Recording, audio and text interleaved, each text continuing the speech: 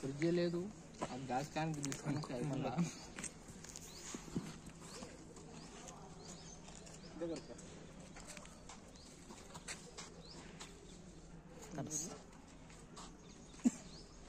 Okay guys, దీని పేరు వచ్చేసి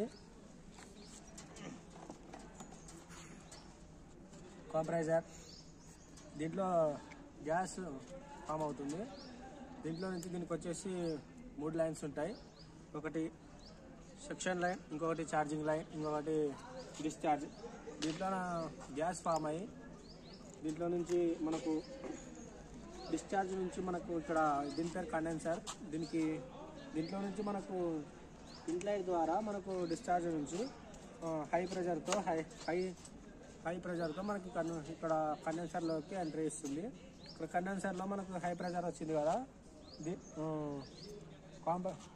కాంప్రెసర్లో నుంచి హై ప్రెషర్తో మనకు కండెన్సర్లోకి గ్యాస్ ఫామ్ అయింది. ఇక్కడ మనకు ఇది బ్లాక్ ఉంది కదా, ఇక్కడ ఇది ఏం చేస్తుందంటే మనకు ఇక్కడ అది హై ప్రెషర్ను లో ప్రెషర్గా మారుస్తుంది.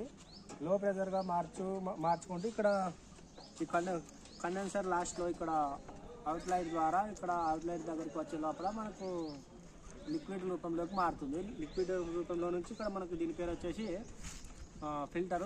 ఇక్కడ మనకి ఏమైనా డస్ట్ కానీ ఏమైనా వస్తే అక్కడ స్టాప్ చేస్తుంది. అక్కడ నుంచి మనకి ఇక్కడ క్యాపిలరీ ట్యూబ్లోకి ఎంటర్ ఇస్తుంది గ్యాస్.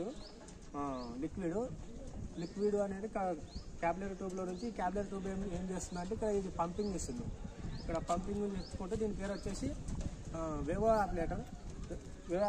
ఇక్కడ దీనికి వచ్చేసి ఇది క్యాపిలరీ ట్యూబ్ ఉంది కదా, ఇక్కడ క్యాపిలరీ ట్యూబ్లో నుంచి ఇక్కడ మనకు లిక్విడ్ అనేసి వచ్చేస్తుంది. ఇక్కడ ఇన్లైట్ ద్వారా వచ్చేసి ఇక్కడ మనకు ఇక్కడ మరి లో ప్రెషర్గా మారుతుంది. ఇక్కడ ద్రవంలో లిక్విడ్ రూపంలోనే వచ్చింది కదా, ఇప్పుడు వచ్చేసి మళ్ళా తర్వాత వివో ఆపరేటర్లోకి వచ్చేటప్పుడు ఇక్కడ మనకి వివో ఆపరేటర్లో జరిగేది దీని చుట్టూ ఉన్న రేడియేషన్ను గ్రహించుకునేది మనకు లిక్విడ్ ఉన్నదాన్ని మళ్ళీ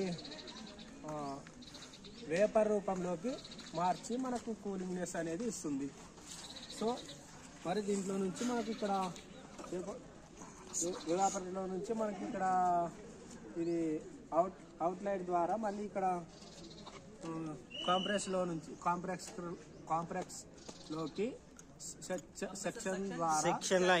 సెక్షన్ లైన్కి మళ్ళీ ఇక్కడ మనకు వచ్చేస్తుంది. దాని ద్వారా ఇదంతా మొత్తం రీసెర్చ్ జరుగుతుంది. రీసెర్చ్ కాదు, రీసైక్లింగ్. రీసెర్చ్